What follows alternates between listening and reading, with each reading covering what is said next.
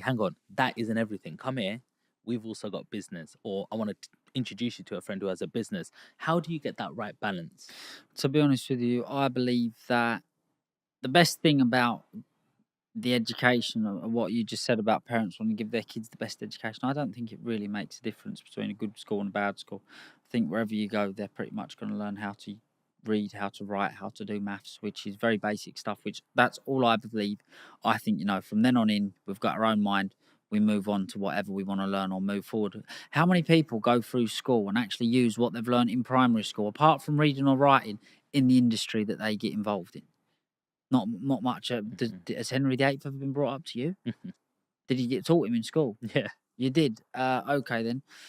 I don't even know some math sums what they have on a board. I couldn't even tell you what they look like. But have you ever come up against a math sign where you've got to do 5 squared? Simultaneous equations? No, I never used it No, we before. haven't. No, exactly. This is what I'm saying. So we learn to read and write. We learn to do maths, and that's what does set us up for the entrepreneurial world.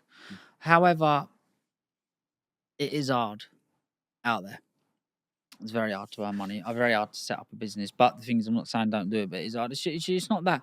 You genuinely face failure after failure after failure, and then boom, you have some success, and then you go failure, failure, failure, boom, success, because you're adding experience up after all your failures, putting that to good use, and now it's paying off. Because when you're approaching something after you've failed so many times, you're not just turning up as somebody who's failed.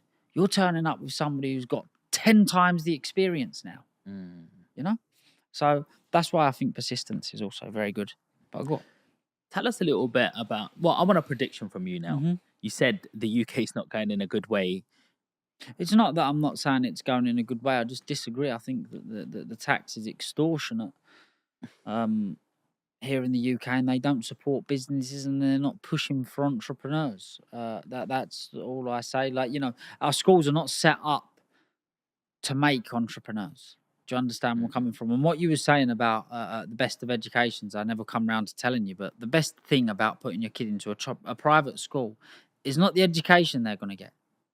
It's the network of children that are in that school who are going to grow up, because their mums and dads are going to be pushing their children, i.e. to be doctors, lawyers, solicitors, all people that will become very useful further down your life. Now, I'm not saying you have to make best friends with everybody, but my theory behind being successful is to make yourself successful, make yourself want to be known by people, make yourself useful, and make yourself valuable.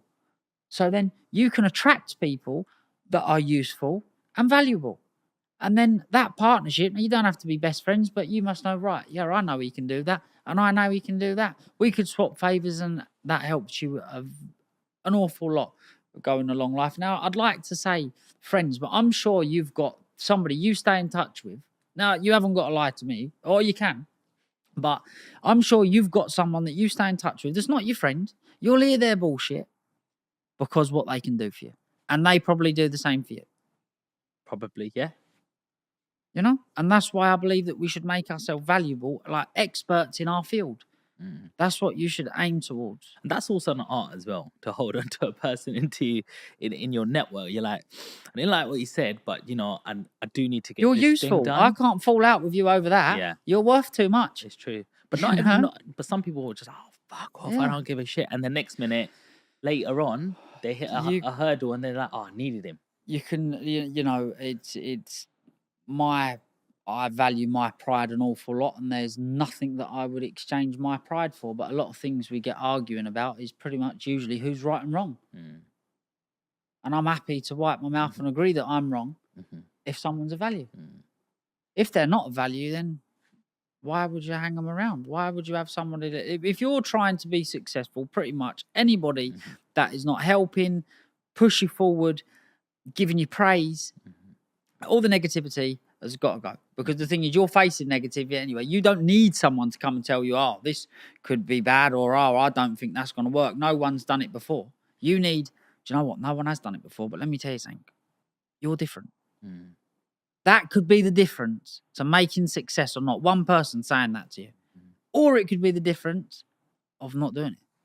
I'm thinking, no, I can't do it because someone said to you, no, you can't do it. There's so many times I believe I've heard people have conversations and say good ideas, and I'm looking, thinking, do you know what, that is a good idea. Someone's looked up and said to them, nah, I don't think that'll work, and I never ever did do it. Is there one piece of advice that you remember from anyone in your family? Just that one thing that stuck that made you have that belief that I can do this? Is there anything that got said to me that made me believe that I can do this? To be honest, seeing me dad do it give me a lot of give me a lot of motivation. And on top of that, you know, even when I was a kid, as far back as I can remember our daddy's boys, this, that, the other, and it never really got under my skin, and it never bothered me.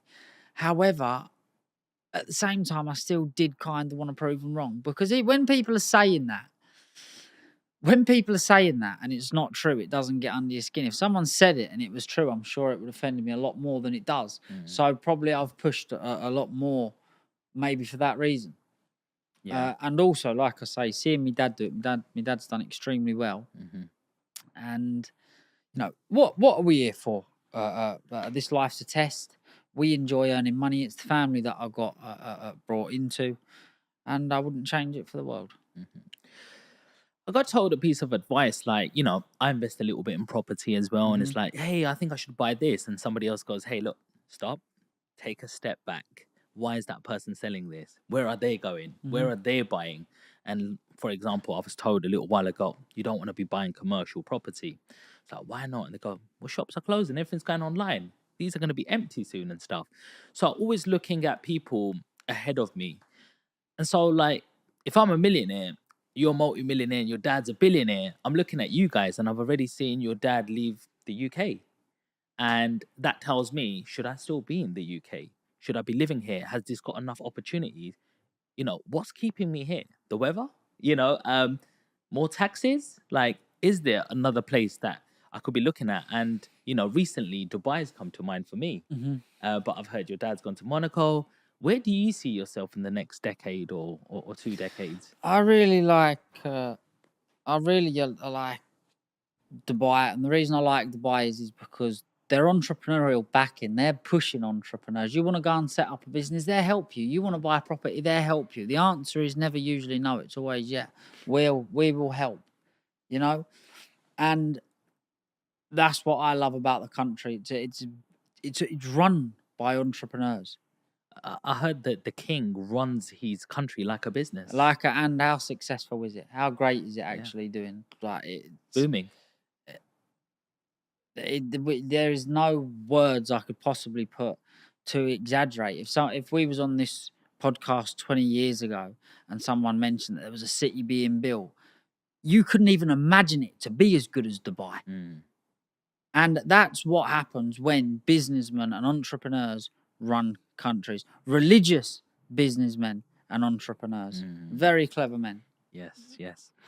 Talk to me a little bit about, because I've been in property over 20 years, but I've never even considered or looked at a mobile home park. Tell me how these things work, because all I know about it is a piece of land that you lease and put a mobile home on there. Is that as easy? No, no. So a mobile home. So there's different kinds. So you've got Gypsy and Traveller mobile home parks. You've got holiday mobile home parks, and you've got residential mobile home parks. I own 2 semi-retired and fully retired residential mobile home parks, so they can live there all year round, 365 days of the year. They buy the home off of me, put it on my site. They own everything above the ground. We own everything below the ground. So the base is our responsibility. They have their garden and all that sort of stuff, but the base is our responsibility.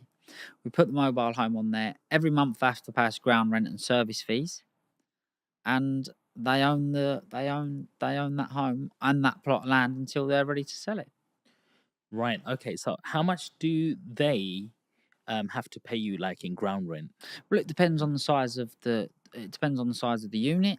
It depends where they are in the country, but it can vary from £200 to £500 a month. Okay, and that's where you're collecting it from every single plot every resident, yeah. And so ultimately you're buying a piece of land. Yes. So that's what you're investing in. So how does like planning permissions and regulation come into it in terms of, hey, you're not allowed to build on this land, or if it's green belt or any of them sort of things that like if somebody is thinking, or maybe I'm gonna buy one of these, what do they need to look out for? Well, first of all, to get planning permission for a mobile home park is the same as planning for any piece of property in the UK. I'm pretty sure if you can get planning permission for it, you can put it up and build it. The